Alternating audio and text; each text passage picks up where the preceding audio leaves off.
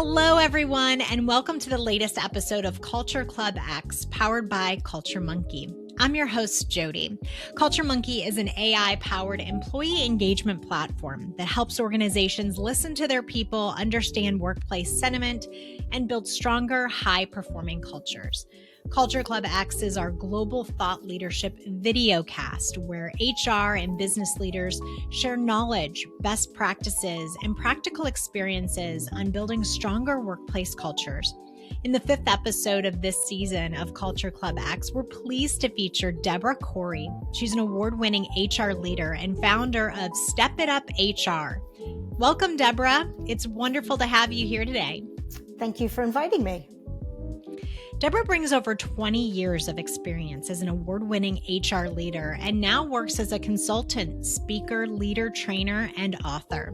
As Chief Pay It Forward Officer at Step It Up HR, she helps organizations build people strategies and cultures that truly create impact from leadership to employees, all while equipping leaders to meet the changing needs of their businesses and their people. She's also a 6-time best-selling author and a recognized global thought leader, named among the top 101 global engagement influencers for 8 consecutive years, and HR's most influential thinkers. Through her consulting and leadership workshops, she helps organizations create modern HR practices and workplaces where people feel valued and do their best work. Driven by her mission to pay it forward, Debra works closely with leaders to create meaningful and lasting change, aligned with each organization's unique culture and strategy, helping them build environments where employees feel empowered. She is also a strong advocate for rethinking how HR supports people and organizations in today's changing workplace, championing more human-centered approaches and encouraging leaders to revolutionize traditional HR practices for a better world of work. Debra, it really truly is a pleasure to have you with us, and welcome again to CultureClub's X video cast on leadership moves that make or break employee experience during change.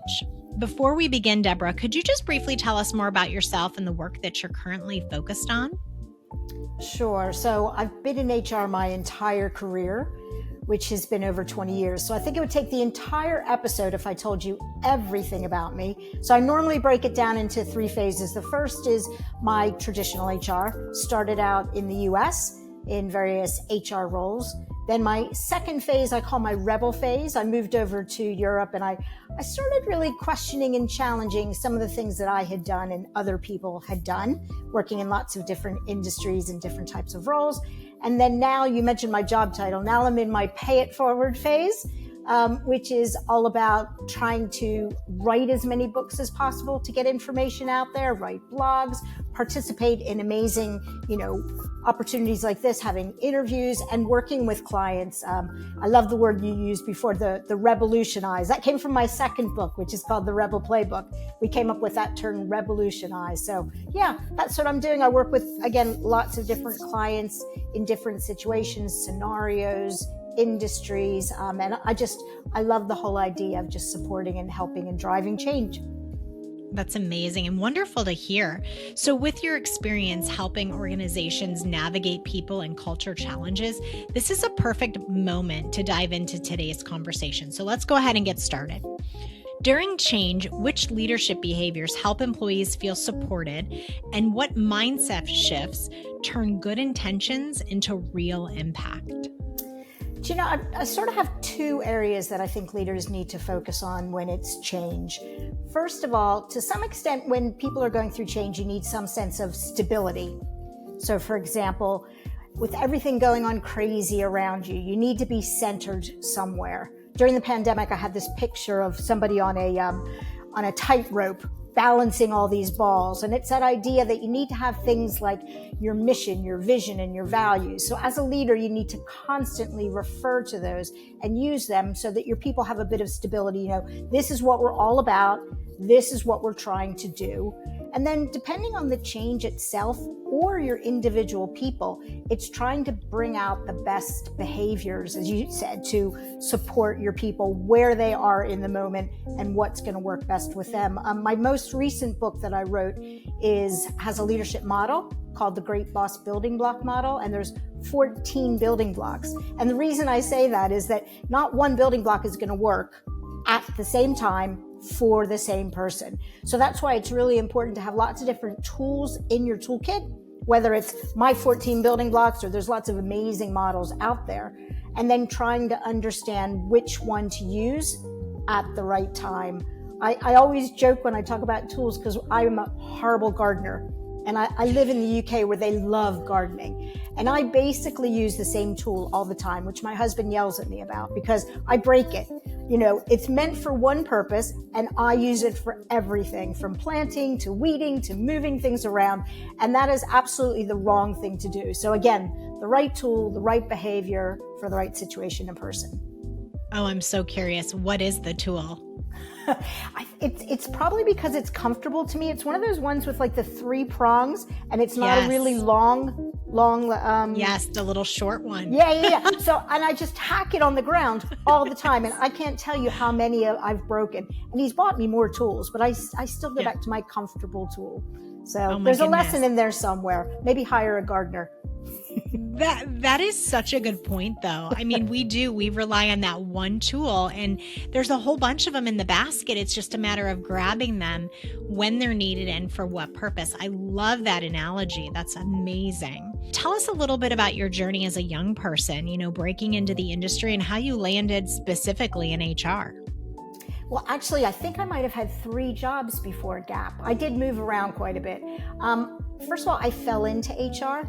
I had a bunch of different majors. I did competitive gymnastics when I was in college, and which is probably why I kept changing my major, because I just kept doing gymnastics, thinking, what am I doing, and changing it. I finally ended up with communications and psychology because I enjoyed it the most.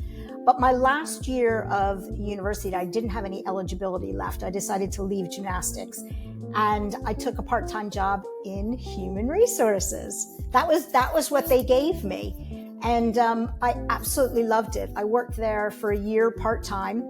And then when I graduated, they offered me a job and I loved it. I was there for 5 years. When I had my first important lesson, my boss kicked me out the door. And the reason she did that is she said, everyone else here has been here forever. And I know you have a lot more to offer. So I'm giving you the gift of firing you. And once I got it, I wasn't angry with her. And it was the best thing I could do because I had to go out and look for something different. It was my first example of getting outside of my comfort zone. And as a young professional, I just moved into different jobs, different industries. That was academia. Then I went and worked in financial institutions for a little while. I did consulting for a little bit, but I left because I felt that I couldn't consult when I didn't know enough myself. I could continue on my journey, but yeah, lots of different industries, lots of learning, lots and lots and lots of mistakes, or as someone I love, Gary Ridge, always calls them learning moments. To me, learning moments, it's what you do with them that absolutely helps you learn and grow.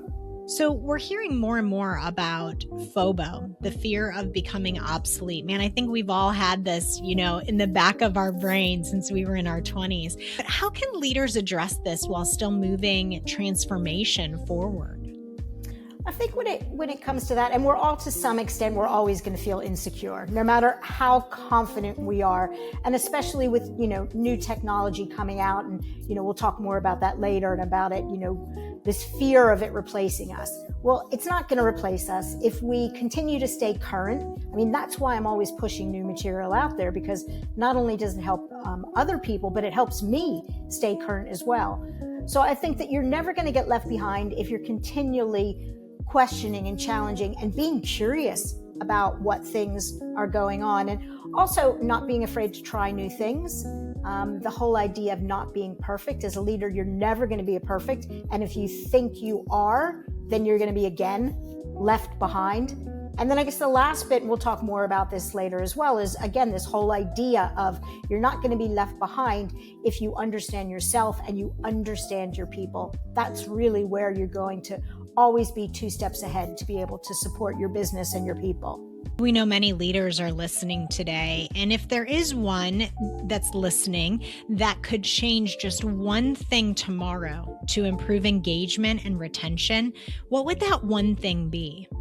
I think it goes back to that idea of personalization. And I'll give you a perfect example. I share this story in the book. It's very embarrassing, so I should probably just keep it in the book and not share it again. But when I first moved from the US to the UK, I was a leader in the US for maybe 2 years, so I wasn't that experienced. And I had learned everything through my leaders who were, from a cultural perspective, American. And then I moved over to the UK and I had people from different countries reporting to me, other aspects of diversity. And I just was doing what I had been taught. And about 3 months into my job, a brave employee came up to me and said, I just want you to know that we have a Debra Corey support group that meets every Friday and shares stories of how you upset and made us cry during the week.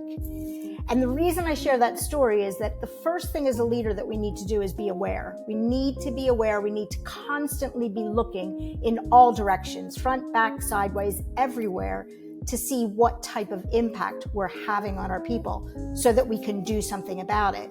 But then also don't make the mistake that I made in the beginning, which was not looking at the individual needs of my people. I just naively thought that how I like to be managed back in the US or how my boss had managed me was the right thing. And, the fact that they had to create a support group definitely shows me that I did something wrong. And I've never, ever made that mistake again. Oh my goodness, Debra, we've had bosses like you, right?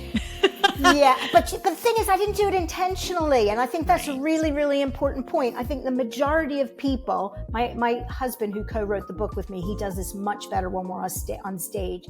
But we don't wake up in the morning and he goes, ha, ha, ha, today's the day I'm going to ruin someone's life. I don't do it evil like that. But I definitely did not intend to do that. But many of us get it wrong. And when I interviewed people about the book, a lot of them shared stories about bosses. And I'm pretty confident that probably 9 out of 10 of them didn't do it on purpose and probably didn't even know they had done it because they might not have had a brave employee like mine. Wow. Wonderful. Well, your book is titled Bad Bosses Ruin Lives. We've known some of those. And it's the second part of that title is the building blocks for being a great boss. So it's a bold statement. Why did you choose that title and what change are you hoping it sparks in leaders? Well, first of all, it was a really hard title to use because I am one of those half glass full kind of people. One of my bosses called me Susie Sunshine or something like that. I am definitely an optimist. But it was a phrase that came about when I was writing my second book, and I was writing it with my CEO. It was the one I mentioned before about the Rebel Playbook. And we were talking about leadership, and I was telling him a story about a boss that I had and how they had ruined my life. Because you can't magically have a horrible day at work and then just rinse it away and come home and everything is fine. So I wanted it to be bold. I wanted it to just hit people between the eyes so that you don't ruin lives. Because I don't think the majority of us ruin lives to that extent. I think we might make things difficult. But I thought this time I'm not going to do something that I'm comfortable with because I want to make everyone else uncomfortable also. Because you need to be uncomfortable in order to change sometimes. Wow, that's amazing. You talk about how awareness precedes acceptance and action. How can leaders use analytics and behavioral feedback tools like CultureMonkey, not just to measure engagement, but to really genuinely strengthen trust and performance? I think that's where the magic happens. And that's why I came up with this model of the 3 A's to step up your greatness. As you said, awareness, acceptance, and action. And data absolutely fits under awareness and acceptance. And I can say this from experience. With the best intent in HR, often what we do is we create this amazing development strategy. And we create these amazing development programs. And then we send our leaders to them. And they're sitting in there. And again, my husband, who I wrote with, is an engineering leader. He was an engineering leader. And as he explains it, I get sent by HR to these classes. They don't tell me why. I sit in it frustrated, All I do is think about how I need to get back and, help my people or come up with some new code or something like that. So if we don't first start with awareness and acceptance, they're not truly going to engage. They're not truly going to embrace change, and it's not going to be done effective. I love data. Absolutely love data. Whether it's the data from your surveys or the comments from your surveys, to me, anything that can help you open the door to awareness, and then acceptance is about looking in the mirror so you can see exactly what you need to change. To me, that is the magic, and that is the only way things are going to change. Looking back, who would you say is a boss that you would like to emulate, someone that you really looked up to? Oh, I have been so fortunate to have a few really good bosses. I'll probably, the whole recency effect, I'll go with my most recent great boss, and he was the one that I wrote a book with. He was the CEO of a tech company. And the reason he was such a great boss is that he was the one who really had me question and challenge everything I did. He had this lovely balance of driving change, but also from a people perspective. Oh my goodness, did he care about his people? People who've left 5-10 years ago still talk about the culture of this company. And as we know in HR, we can't do it alone.